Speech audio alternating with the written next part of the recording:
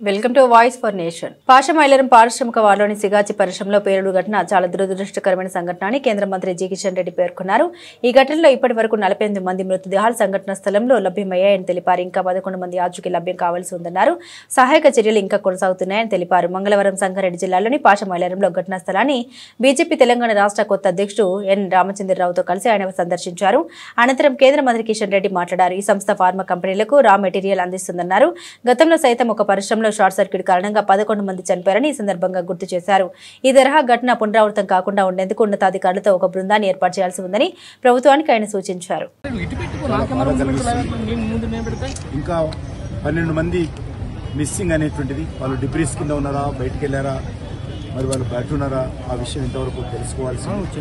అదేవిధంగా హాస్పిటల్స్ లో ఉన్నటువంటి వాళ్ళ పరిస్థితి కూడా కొంతమందికి వాళ్ళకు కూడా కావాల్సినటువంటి ప్రాపర్ ట్రీట్మెంట్ ఇవ్వాలి. ఎవరైతే బాధిత కుటుంబాలు ఉన్నారో కుటుంబాలను కూడా ఆదుకోవాల్సినటువంటి అవసరం ఉంది. ఈ రకమైనటువంటి సంఘటనలు పునరావృతం కాకుండా ఇన్స్పెక్టర్ ఆఫ్ కంపెనీస్ ఎవరైతే ఉంటారో టీము, వాళ్ళు రెగ్యులర్ గా ఈ కంపెనీ విజిట్ చేశారా లేదా, చేసినప్పుడు ఏమైనా సలహాలు ఇచ్చారా లేదా, అది కూడా కనుక్కోవాల్సిన అవసరం ఉంది.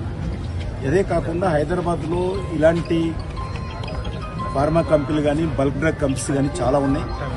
ఒక హై లెవెల్ కమిటీస్ కాన్స్టిట్యూట్ చేసి అన్ని పరిశ్రమలు విజిట్ చేసి ప్రమాదాలు జరగకుండా చూడాలి. ప్రమాదాలు జరగడానికి ఉన్నటువంటి అవకాశాలన్నింటినీ కూడా పరిశీలించి వాటిని మరి శాశ్వతంగా ఆపెట్టి ప్రయత్నం చేయాలి. ప్రమాదాలు జరగకుండా చూడాల్సినటువంటి అవసరం ఉంది.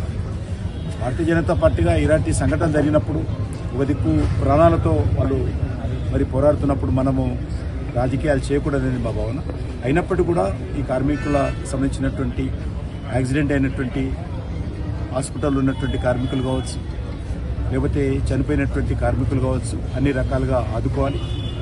మాకు తెలియగానే వెంటనే కేంద్ర ప్రభుత్వానికి సంబంధించినటువంటి NDRF national disaster relief force ఏదైతే ఉంటుందో ఆ ఫోర్స్ను పంపడం జరిగింది.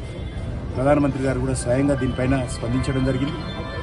అదేవిధంగా మా యొక్క కంపెనీకి సంబంధించినటువంటి సేఫ్టీ అథారిటీస్, కోల్ మైన్స్ సంబంధించినటువంటి వాళ్ళని కూడా ఇక్కడికి పంపించాం. వాళ్ళు కూడా సహకారం అందిస్తున్నారు. ఇది చాలా దురదృష్టకరమైన సంఘటన. హైదరాబాద్లో ఈ రకంగా ఇంత పెద్ద మంది, ఎక్కువ మంది చనిపోయినటువంటి సంఘటన మరి చాలా దురదృష్టకరము. చనిపోయినటువంటి కుటుంబాలకు మా ప్రగాఢమైనటువంటి సానుభూతి వ్యక్తం చేస్తా ఉన్నాం.